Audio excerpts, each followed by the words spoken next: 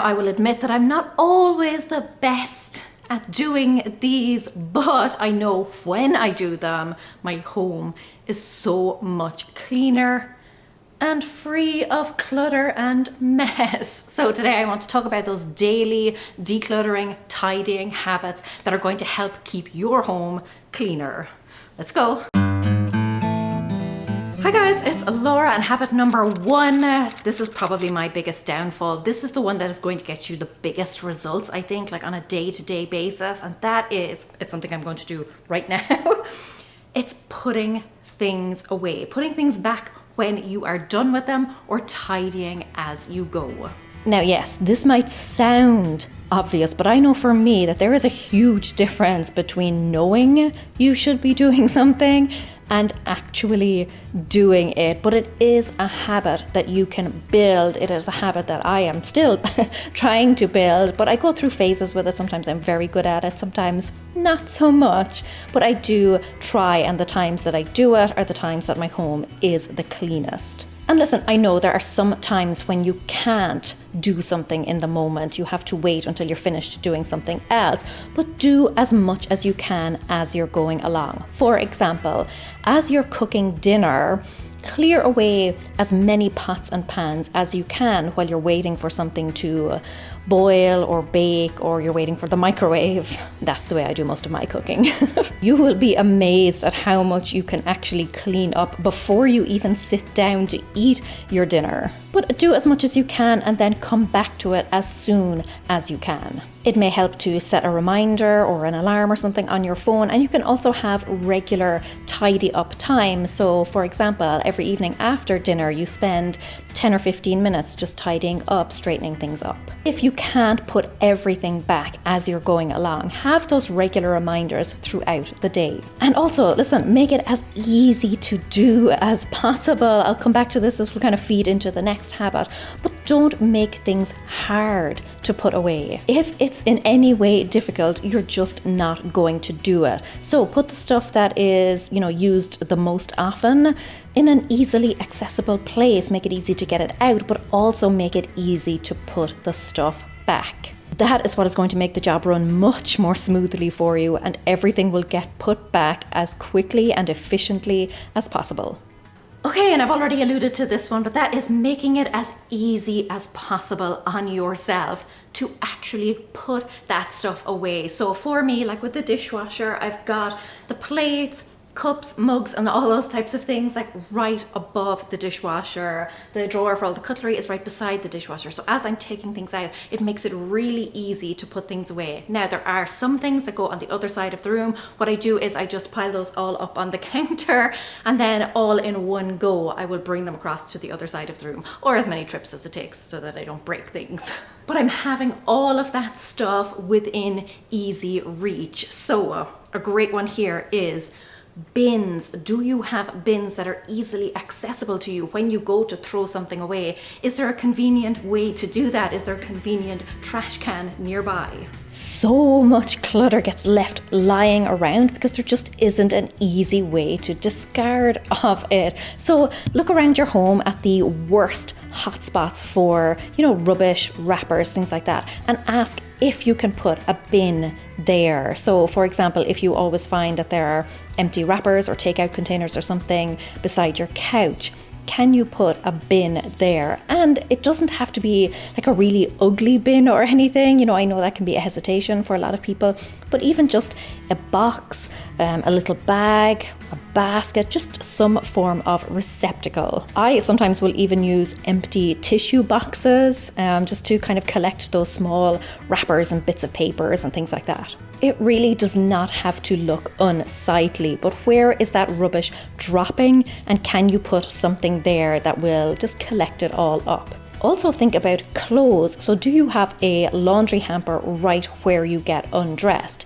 If there is a corner where you normally just dump your clothes on the floor, I'm guilty of this, but put a hamper there. And again, there are lots of lovely ones, it doesn't have to be some ugly, horrible plastic thing, but you can get really nice baskets that will just help to keep all of your clothes together for you and a little bit more out of sight. And then donation boxes, have them everywhere. The easier it is for you to discard or donate something, the more chance there is that you will actually do it. So have a box or a basket in your closet or in your wardrobe. Have a box or a basket upstairs. Have one downstairs, wherever you feel would be the most appropriate for you to have a donation box, wherever you feel is the place where you most likely will get rid of something.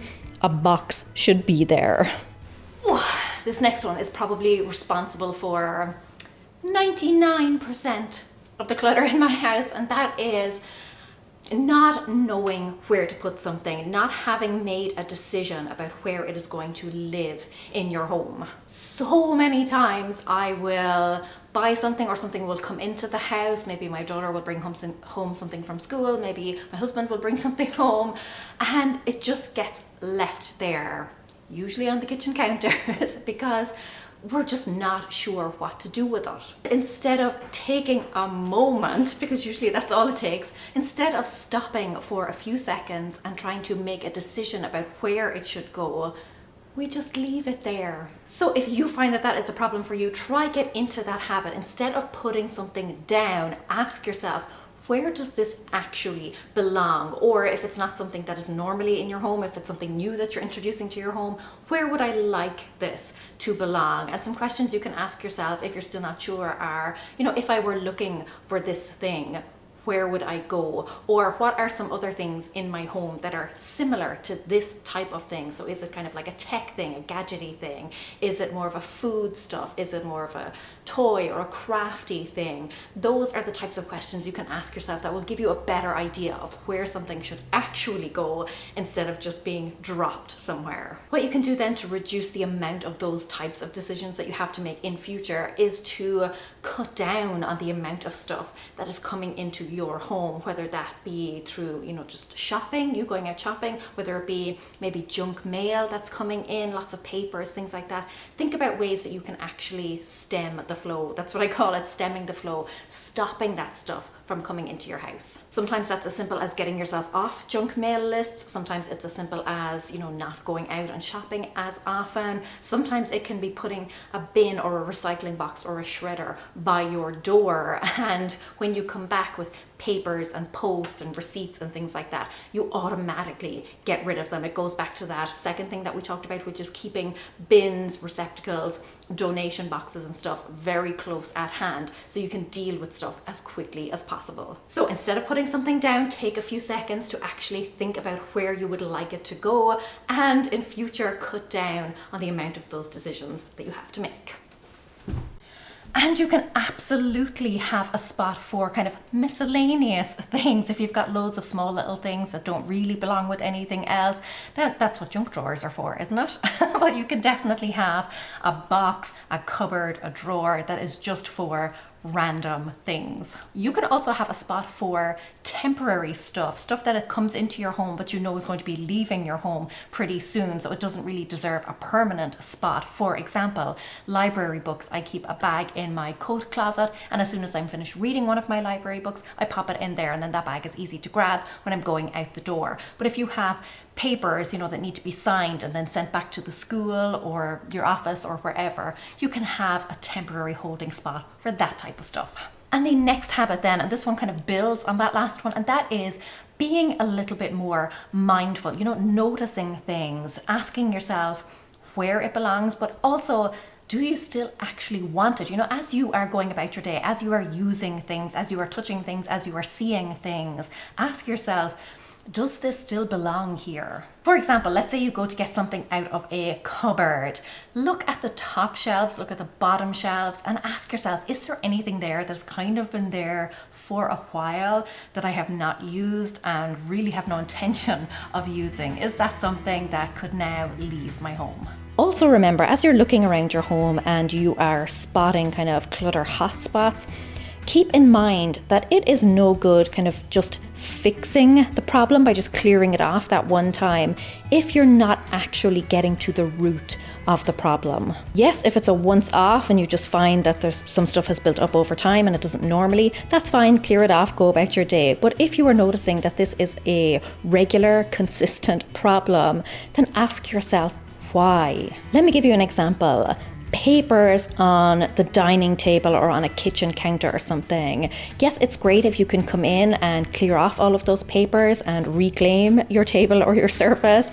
But if you're not actually putting some sort of system in place to keep it that way, then inevitably those papers are just going to build back up. So ask yourself, why is that stuff there? And what would be a good system? What would be a simple way to keep it at bay, or just to kind of corral it or keep it in some sort of neat order? So maybe you need to put a basket there for papers. Maybe you need to put a bin somewhere to collect all of that trash. Think about how you actually use the space. Like I said, no point clearing off all of that stuff if it's just going to end up back there again, because that's just what you use the space for. And I will also say, observe the system over time. If you put something in place and it just doesn't work out for you, try to figure out what's not working and how you could tweak it or change it to make it work for you. Following on from that then, the next habit that is going to ensure that you have a clutter-free home is to actually separate that stuff as soon as you have realized that you no longer want it,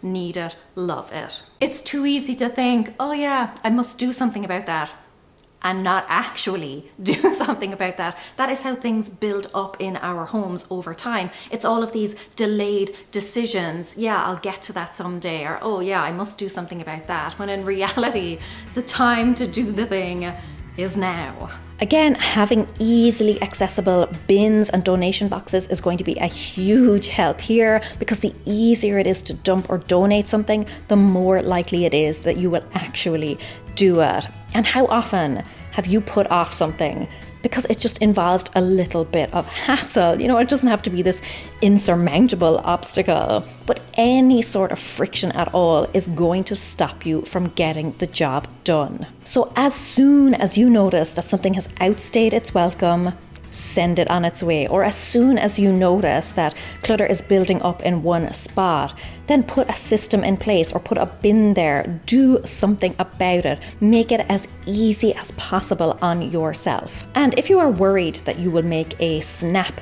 decision and will live to regret it, you can definitely put stuff in a holding area, somewhere that it can kind of be out of the way, out of your sight, but not necessarily out of your home, until you feel a little bit more comfortable about that decision, until you have lived with it kind of out of your regular rotation for a while, and you realize then that actually, yes, you can let it go. For me, for example, I have donation boxes downstairs and upstairs, but I only go to the donation center once every quarter. So a lot of that stuff has been sitting there for several weeks generally before it actually officially leaves my home. That is plenty of time for me to decide that yes, I can easily live without that stuff and it deserves a brand new home. If you need a little extra help getting your home clutter-free, if you just want like a step-by-step program, someone to take your hand, guide you through the process, then I will leave a link in the description to my decluttering course. It is specifically designed not only to kind of help you through the decluttering process, but actually to free up that time and that space that you need for yourself, just to enjoy life. It is all about helping you transform your home from attic to basement and get the quickest, best results possible. Go check out the link in the description, and until next time, go raibh míle maith agaibh, agus feici mé sibh sigalua. Slán!